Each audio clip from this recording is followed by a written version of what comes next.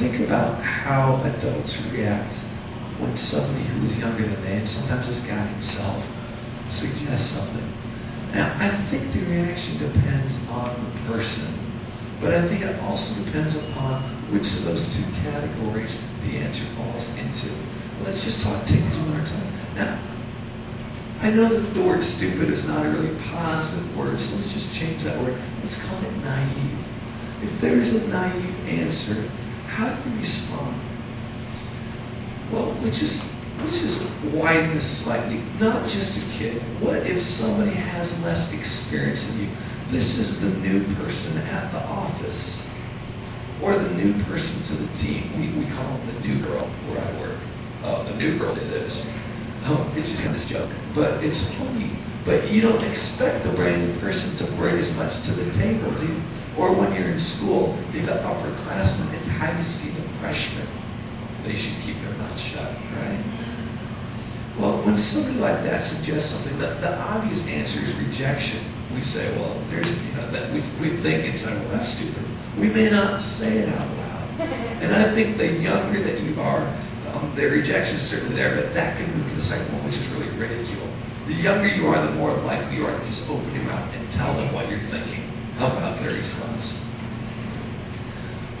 And then I think there's this other issue of manipulation. Especially as we get older, we find ways to creatively take what they said and twist it to turn into what we really wanted to say. We say, well, that was really good, but how about we do this? And what we do is we pretend we're actually using their answer while we're putting our idea forward. And that's just kind of how it works. Now look at this. I want to focus a little bit more on this next category, though. And those are brilliant answers. Now, I'm not trying to make any comparisons to my response when I was in 5th grade, but it may have fallen in this category. When somebody comes up with something that's just really wise, I think we still have this issue of rejection. Last week we talked about David and Goliath just briefly. I just want to go back to that story from it. And these answers are found in just this little story. David goes out against the giant Goliath. All right, there's this battle sequence. He was a champion for both teams of sound. So Goliath from the opposing team comes out every day and beats on his chest and utters this threat/challenge to the Israelite army. Well, the Israelites are out of good answers, and David has an idea. Well, his brother finds out that he has been talking to the other men. And 1 Samuel chapter 17, you don't need to turn here, I'm just going to quote one verse here. But Eliab is his brother. When he heard that David was speaking with the men, he burned with anger at him and asked, "Why have you come down here? And with whom did you leave those few sheep in the wilderness? I know how conceited you are and how wicked your heart is. You came down only to watch the battle."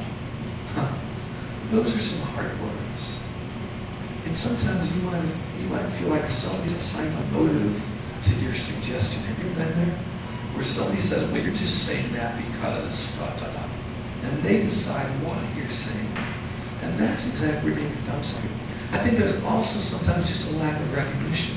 There might be wisdom there, but we don't see it for what it is because we have a totally different framework. We have the history, we have what's left to work, right? We've never done it that way before. All those kind of responses. Same thing here. David is talking this out. The king finds out about it. A man by the name of Saul sends for David, and he has a conversation with David. And Saul says to David, he says, "You will not be able to go up against Goliath. You are only a boy, and he has been a fighting man since his youth." In other words, since he was as old as you, this guy's been fighting. You're not going to be able to do it. And he didn't see the wisdom in David's response. Finally, though, if you're going to receive wisdom from somebody with less experience, there's got to be two things. And the first one is key here, and we're going to kind of center on this a little bit tonight. Humility and acceptance. And the humility is important. At some point, putting your own best interests aside and saying, there might be something here. Your own pride, set it aside. And so finally, Saul says to David, "Go and the Lord be with you." Now, what had to shift for Saul to say, "Yeah, David, go ahead and go"?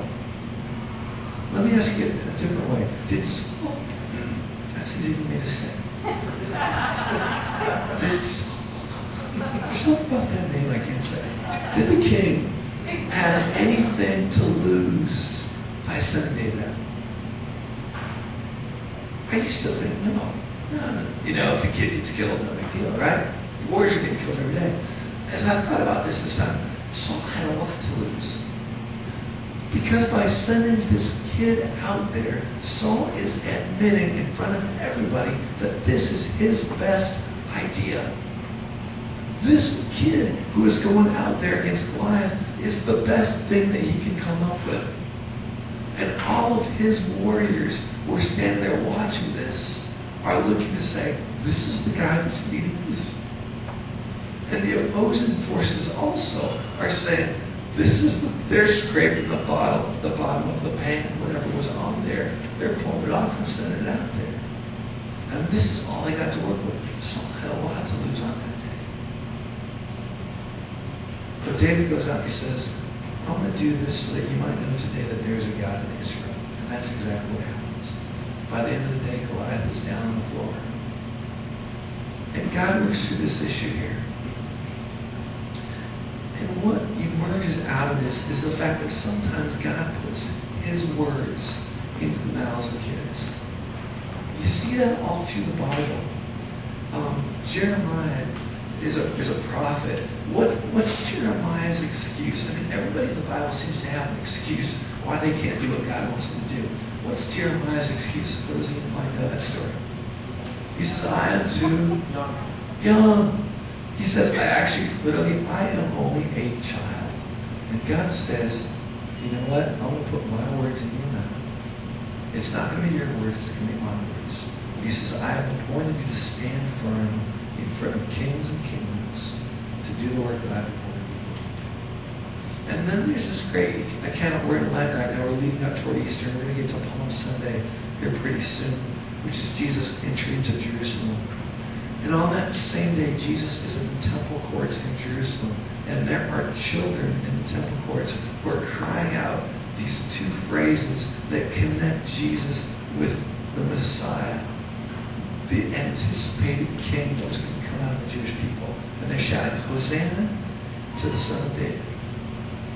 And these words are so encoded among the Israelite people that the chief religious leaders confront Jesus about it. And they say, Jesus, are you going to allow them to say this and attach you to these ideas? And now Jesus goes back and he quotes from Psalm 8. And he says, have you never heard from the mouths of infants God has ordained praise? And he's saying God puts the words into the mouths of kids what many times the adults can't figure out. And they're some of the first ones sometimes to get it. And then there's this little account that we're going to turn to tonight. And it's our little few section out of the Bible tonight. So if you turn there, it's in the Old Testament, just a little story in 2 Kings chapter 5. Now, we're not going to spend a lot of time here. I've spent a little bit of time setting it up for these concepts, so I think it's not going to take us very long to lock in a couple of these things. We've got some Bibles on the floor sitting around in some boxes, so just grab a Bible or look on with somebody. But I want to take these two extremes, brilliant and stupid, and maybe just kind of take a quiz on this section from the Bible. Now, you might have noticed I'm struggling a little bit with my voice, so I might have some people read, all right? So we're going to just kind of set this up. There are two significant characters in this story.